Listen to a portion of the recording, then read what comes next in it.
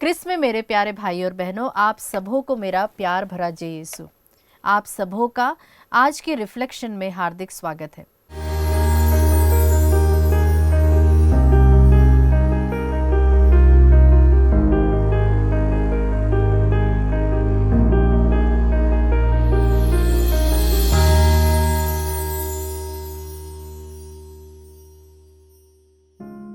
इस एपिसोड में हमने जो विषय लिया है वह है छोटे कदम बड़ा विश्वास। क्रिस्त में मेरे प्यारे भाइयों बहनों, आप जानते हैं कि कोई भी घर बनने से पहले उसके नीचे गड्ढा खोदा जाता है और जितना गहरा गड्ढा होता है उतना ही ऊपर का पूरा स्ट्रक्चर मजबूत बनता है। परमेश्वर का वचन कहता है कि अगर हम अपनी नींव सही रखेंगे, मतलब यदि हम अपनी जिंदगी को ईश्वर के वचन पर खड़ा करेंगे तो हमारा जीवन भी बहुत मजबूत रहेगा।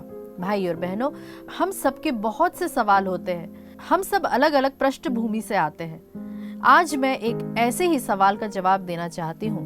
प्रश्न है, विश्वास क्या है? What is faith? आज मैं आपको एक वचन के द्वारा इसे बहुत सरलता से समझाने की कोशिश करूंगी।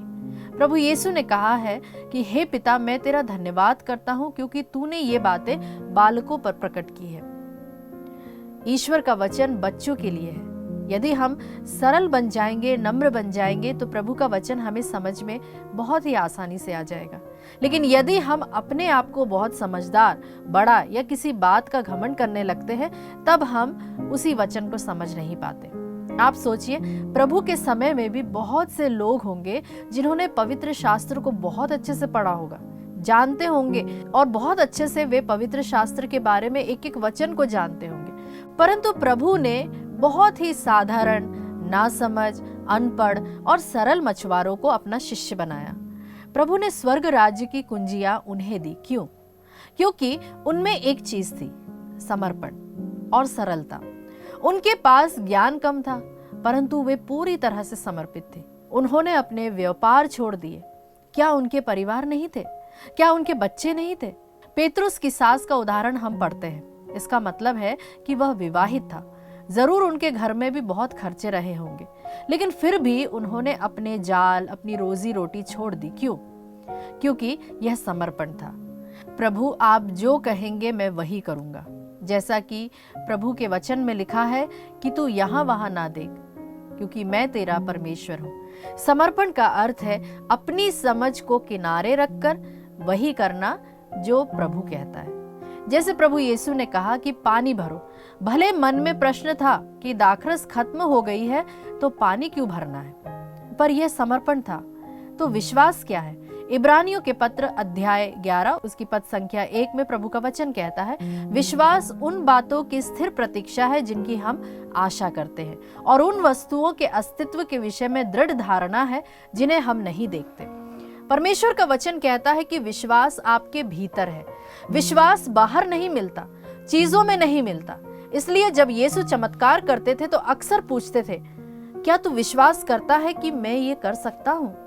और जब वह व्यक्ति कहता कि हाँ प्रभु, मैं विश्वास करता हूँ, तब विश्वास काम करता है, तब विश्वास कार्यान्वित होता है। याद रखिए, विश्वास अपने आप में एक वरदान है जो ईश्वर ने हमें दिया है। यह हमारे कर्मों या पुण्य फलों से नहीं, बल्कि यह ईश्वर का एक दिया हुआ उपहार है।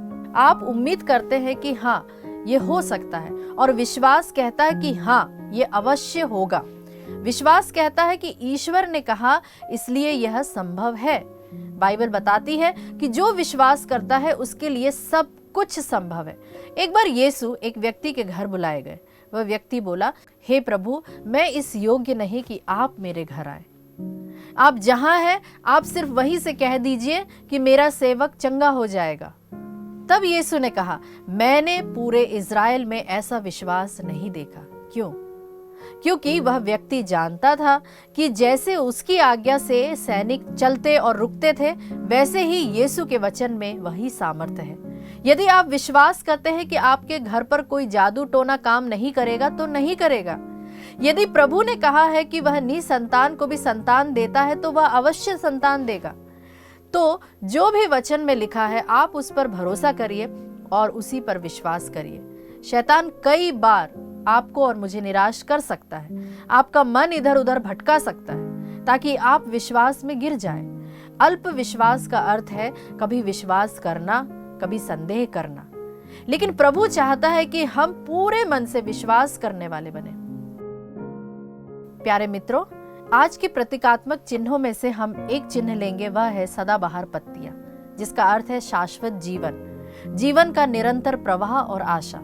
इसी से जुड़ा हुआ प्रभु का वचन है प्रकाशना ग्रंथ अध्याय 22 पद संख्या 2। नगर के चौक के बीचों बीच बहती हुई नदी के तट पर दोनों ओर एक जीवन वृक्ष था, जो 12 बार हर महीने एक बार फल देता था। उस पेड़ के पत्तों से राष्ट्रों की चिकित्सा होती है। प्यारे विश्वासियों, इसी के साथ मैं आपसे विदा लेती हूँ। अगर आपको आज का वचन छूता है या आपने उससे कुछ सीखा तो आप हमें कमेंट बॉक्स में अवश्य लिखें और हमसे आप जुड़े रहें। आप सभी को प्रभु बहुतायत रूप से आशीष दे। आमीन।